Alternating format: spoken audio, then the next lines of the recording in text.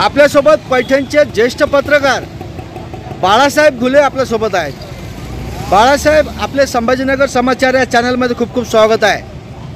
पैठण शहरामध्ये गेल्या अनेक दिवसापासून मोकाट जनावरे, मोकाट गाई, डुकरे, कुत्रे याच्यामुळे खूप मोठा त्रास वाहनधारकांना होतो, येणाऱ्या जाणाऱ्या नागरिकांना होतो, बाहेरून आलेल्या पर्यटकांना होतो। याबद्दल आपली काय प्रतिक्रिया आहे?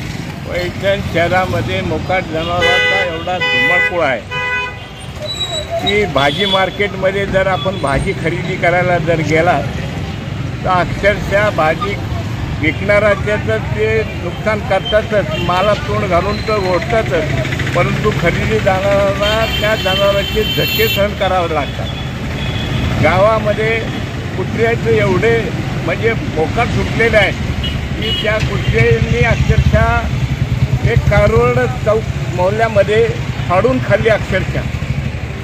त्याच्यानंतर तुम्हाला सांगतो, रहदारीच्या संदर्भामध्ये 18 वर्षाखालील मुलं मोटरसायकल घेऊन 3-3 सीट 4-4 सीट एकत्र फिरतात।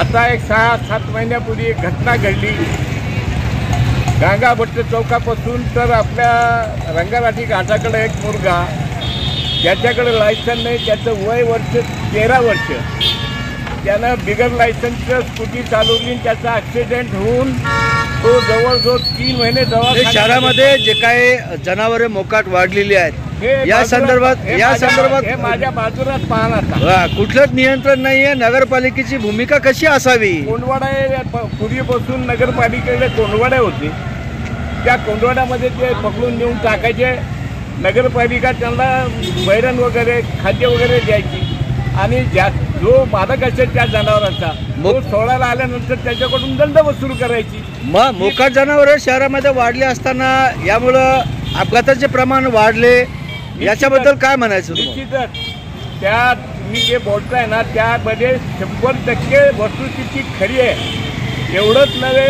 का अनेक वयोवृद्ध माणसं चालला ना त्याला धक्के लागून अनेक म्हातारी माणसं मी पडलेले, मी स्वतः हाताने उचललेले। आपले खूप खूप आभार, धन्यवाद।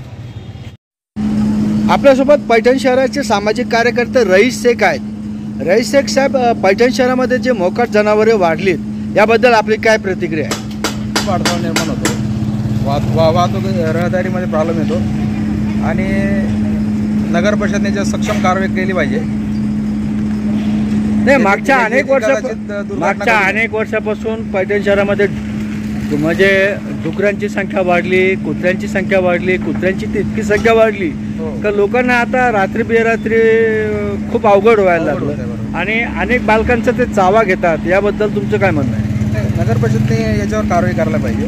मोकाट जनावर, मोकाट म्हणजे कुत्रे जास्त करून कुत्रे आहे, त्याच्यानंतर मोकाट जनावरे आहे, डुकरं आहे, गल्लो गल्लीमध्ये म्हणजे खूप दुर्गंधी पसरते याच्यामुळे लहान मुलांना, वयस्कर वृद्ध लोकांना त्रास होतो आणि याच्यावर नगर परिषदेने पैठण शहराच्या मेन रोडवर मोठ्या प्रमाणात गायी आणि मोकाट जनावरे जे फिरतात त्याच्यामुळे जे अपघाताचं प्रमाण वाढलं, याबद्दल तुमचं काय म्हणणं आहे? नाही, याच्यावर कुठतरी ब्रेक लागलं पाहिजे। याच्यावर नगर परिषदेने कुठतरी एखाद्या याचं पथक नेमणूक केलं पाहिजे की जेणेकरून असे काही जनावर जे फिरतात त्याच्यामध्ये काही गाढव पण आहे, म्हणजे हे पण असून गाढव पण आहे, तर याच्यावर सुद्धा कारवाई व्हायला पाहिजे आणि नगर परिषदेने याच्यावर ठोस पाऊल उचलणं खूप गरजेचं आहे। आपले खूप खूप आभार, धन्यवाद।